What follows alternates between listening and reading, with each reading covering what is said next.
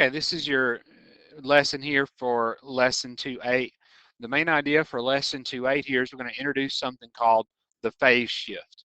Now, before we get to the phase shift, let's review other things here on this sine function. So let's start off with A. So we recall here that A is the amplitude.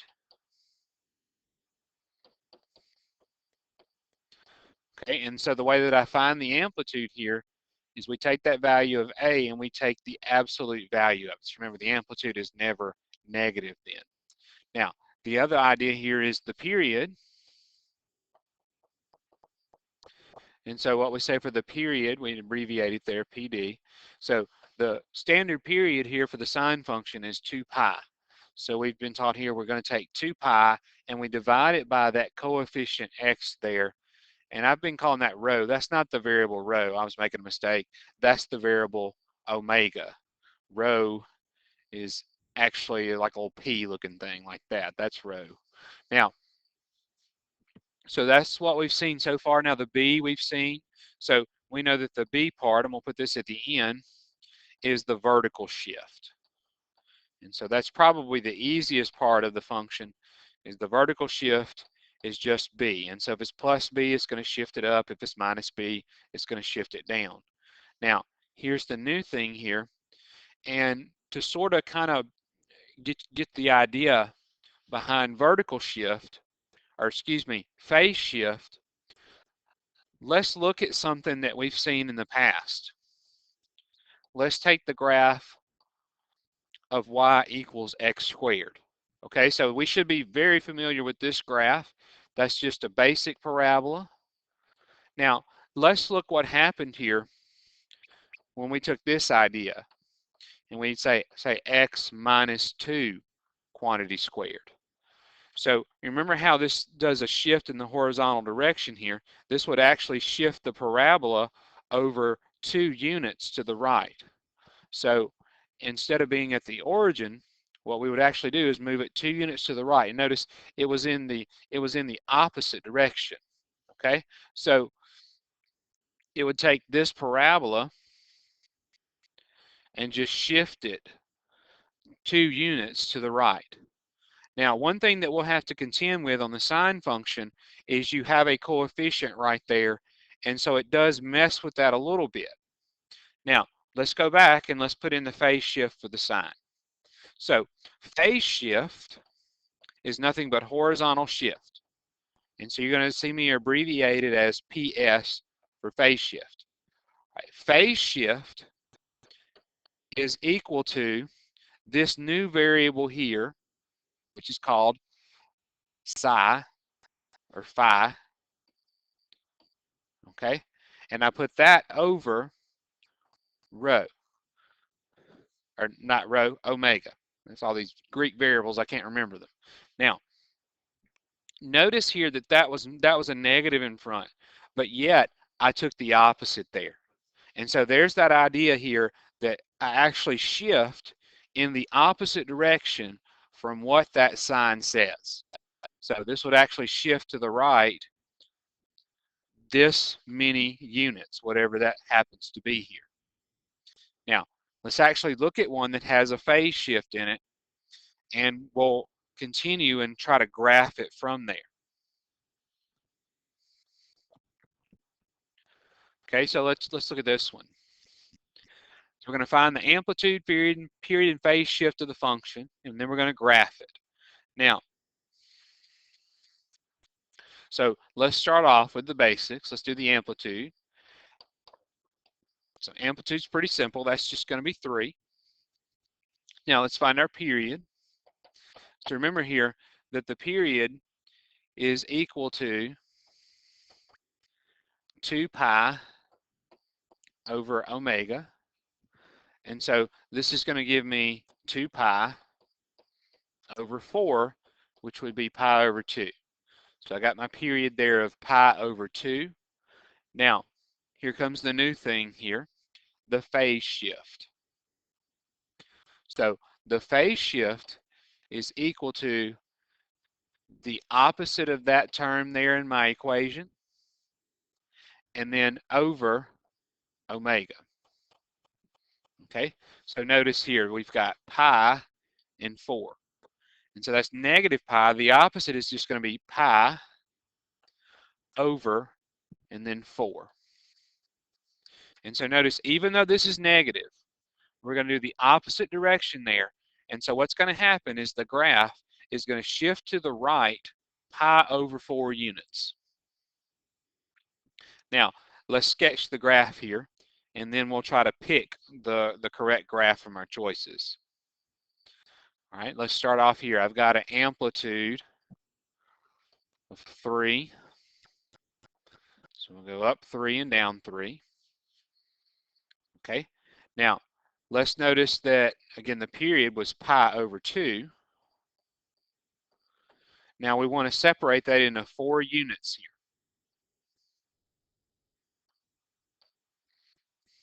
Okay, now one thing that you could do is you could take pi over 2 and just divide it by 4. Now I kind of like to do this a little bit more logically. If I look at halfway, which would be right there, half of pi over 2 would be pi over 4, and then half of pi over 4 would be pi over 8. So we're counting by pi over 8 here. So we got pi over 8, 2 pi over 8. So this one would be 3 pi over 8. Now, there again, if that doesn't really make sense to you, remember what you can do to get what's called, quote unquote, the count by, is you take the period, pi over 2, and divide it by 4. So that would be the same thing as saying pi over 2 times the reciprocal of 4, 1/4, and so that gives me pi over 8 as what I'm counting by. I need to move this out of the way now. Okay, now let's start sketching the graph. So notice I haven't said anything about really the phase shift yet. I'm going to give you the idea here by actually moving it. So I'm not going to do the phase shift yet. I'm just going to do my sine graph. Now sine starts at the origin, or starts at 0, and it goes up because it was a positive sign. So go up there, and then down to pi over 4, and then down to -3 at 3 pi over 8, and then back up to pi over 2. Okay, now that's really not my graph. That would be the graph without the phase shift. Now, all the phase shift is going to do is just shift the graph over by pi over 4. So it would actually take this graph and shift it over. So let me give you the idea behind this. I'm going to do a red on top of this. And so the actual graph would just move over to pi over 4. And so it just shifts it over like that to where you would start at pi over 4. Instead of starting there, we would just simply start at pi over 4 and go with it. Now, let me erase here that original one. Okay, and let's just focus on this red one, right? All right, so notice where the values are, and now we're going to pick the graph on the next screen here. Okay, now notice on each graph that it's being shifted over to pi over 4. Sometimes a lot of the choices would shift it over to negative pi over 4, and then so if I had one of those, I could eliminate it automatically. Now, recall, it was a sine graph, okay? So when we start the sine graph, we started at 0, and then we go up. So it should be kind of obvious here that A is not correct because that's not starting at 0, that's starting at 3. And so the same thing is kind of for C there also. Doesn't start at the right spot. Now, however, B and D do. Now, when you look at B and D, the graphs aren't really any that different, but the labels are. And so what you have here is they're telling you that this high point there on that graph is 3 pi over 2, and on this graph, or excuse me, 3 pi over 8, and then on the bottom graph D, that high point is pi over 2. So I'm going to switch back to my graph because I don't really remember what it was there. So if I look back, well, my high point happened at 3 pi over 8. So pi over 2 was definitely somewhere else there. Okay, so the one that was having 3 pi over 8 there was definitely graph B. Okay, now let's look at another one. And now on the next one here, we're going to see something that we haven't seen that I kind of told you guys about this on Thursday about having a negative right there. Okay, the first thing we're going to do is we're going to take care of that negative. Now, recall this because this is the sine function. You remember the sine function is odd. So if I have the sine of negative theta, recall this means this would just be the negative sine of theta. And because that's an odd function, that's the way that works. Now recall with cosine and secant were definitely different. If we have the cosine of negative theta, then that's just the cosine of theta. Okay? Now we don't have cosine in this one, we have sine. So we're going to use this idea right here. Now, so what I'm going to do is I'm going to factor out that negative. I don't like it right there. So let's take it and we'll factor it out. So we'll say negative 3 times the sine of, we'll use some braces here. Now I'm going to factor out that negative. So that would be negative, and then if I factored out that negative, then this would change to 2x minus pi over 2. Okay, so now what we're looking at really is negative 3 sine of negative theta. And so recall the sine of negative theta right here is just negative sine theta. And so what I can do is throw the negative in the front. Now with cosine, I wouldn't do that, but with sine, I would. And so when that happens, that negative 3 is just going to change to a positive 3. So now this is going to give me just 3 times the sine of 2x minus pi over 2. Okay, so that's using sort of those even and odd identities there. Sine is an odd function, so we get to throw that negative out in the front. With cosine, we could just basically throw the negative away. Now, let me get this out of the way here. I'm going to move this up. And so this is what I'm going to actually look at for my graph. Let me get this out of the way.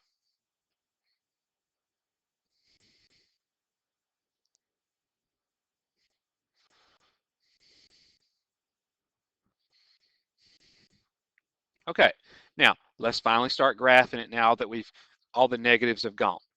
So we're going to have our amplitude, like the last one, it was 3. Now, the other thing here, the period. So let's see, that's 2 pi over omega. So that'll be 2 pi over, notice there, 2. So my period is going to be pi. So on my graph in just a minute, what I'm going to be counting by would be pi over 4. Now, phase shift is the phi, which I can't draw. I just do it like that, over my omega. And so recall, it's going to shift it in the opposite direction here. And so because that's negative there, it's actually going to shift it to the right. So this would be pi over 2 over, and then omega variable there was 2. Okay, so now let's simplify this. So this would be pi over 2 times the reciprocal of 2. So pi over 2 times 1 over 2. And it's the same as the last one was. It's pi over 4 coincidentally there. So my phase shift is pi over 4. So instead of starting on the y-axis or instead of starting at the origin, we're going to shift over and start at pi over 4 when we do the graph. All right, let's sketch the graph now. So we're going amplitude of 3. Okay, we said the period would be pi, so that means we would be counting by pi over 4. Pi over 4, 2 pi over 4 would be pi over 2. and then 3 pi over 4, and 4 pi over 4 would be pi. Now, instead of starting here and then starting the graph, well, we're going to shift over to the right by pi over 4. So notice that was, again, negative right there, so it's shifting to the right. If for some reason that would have been positive, then we would have shifted over the left, and then we would have started at negative pi over 4, but that wasn't the case. So we're going to start at pi over 4, so that means we're starting here now instead of at the origin. So remember, sine starts, when we started it starts at 0, and then it goes upwards. So it's going to start at pi over 4 at 0, and then it'll go up to 3 at pi over 2, and then down to 3 pi over 4 to 0, and then at pi it'll go down to negative 3. And then the next one, which would be 5 pi over 4, which is not showing my graph, that would jump it back up to 0 for the complete cycle. So we'd have this. Okay, so there's my basic graph. So basically what happened with the phase shift is this. We started off with this graph, and then all we did was just basically shift it over to pi over 4. Now, let's see if we can look at the choices and pick our right one here. Okay, so notice all of them have been shifted. Well, I take that back. Not all of them have been shifted to pi over 4. So notice the bottom two have been shifted to the left by pi over 4. So they were shifted by negative pi over 4, so that's obviously not right. All right, so out of the two that's left, all right, these look really similar. Let's see if we can tell the difference between them here. All right, it's all about the starting point. Notice this one starts and goes up, and this one at pi over 4 starts up at 3. So if it was a sine graph, well, the sine graph there is supposed to start the y value of 0 and then go up to 3, not start up at 3 and go down to 0. So this would have to be choice A there. Okay, now the next example here, we're going to take everything and go backwards. We're going to take all the information, which is the amplitude, the period, and the phase shift, and write the equation. Okay, so we've actually done this before. We just haven't done it with phase shift yet. So the amplitude's pretty simple here. The amplitude is just going to be 5. Now, if I were writing that, I would say plus or minus 5 because it could be negative, but they just assume it's positive, I guess. Now, we've got to fill in these values here, which is with the omega and the phi. So omega kind of comes with the period, phi kind of comes with the phase shift. But now we're not going to put 6 pi in there. That's not right. Okay? So phi is, or omega is not 6 pi. 6 pi is the period. And I'm not going to put 1/5 right there for that one. We've got to figure these out. Now what we have to do is we have to find the period, or we have to use the period first to find omega. So recall this. The period for the sine function here, the standard period is 2 pi, and then define it in other sine functions, what, 2 pi over omega. Okay, now we know what the period is though. The period is given to me there is 6 pi. So I can say 6 pi equals 2 pi over omega, and now I can cross multiply and solve this. So I'd have 6 pi times omega equals 2 pi, and then we'll divide both sides by 6 pi. So we'll get omega here to be, let's see, 2 over 6, and the pi's would cancel, and so that would be 1/3. So our value here for omega, we would put 1/3. Now, let's find our variable here that goes with our phase shift. So recall, the phase shift is equal to, that's phi, over omega. Okay, so remember the idea here was we found omega first, because we would have to find omega first before we could find phi. Now, let's make our substitution. So we were given the phase shift was 1/5. So we just write 1/5 equals phi over, now remember we found omega earlier, omega was 1/3. Okay, now we can cross multiply. So we'll get 5 times phi, that's hard to say, equals 1 times 1/3 would be 1/3. And now I'm going to divide by 5 on both sides. Now, instead of dividing this by 5, that kind of looks awkward there. And so the idea would be, instead of dividing by 5, would be to multiply by the reciprocal, which would be 1/5. And so that's going to give me that value there. 1/3 times 1/5 would be 1/15. So we put right here 1 over 15. So my answer, it's kind of messy up there. It's just going to say 5 times the sine of 1/3 x minus 1 over 15.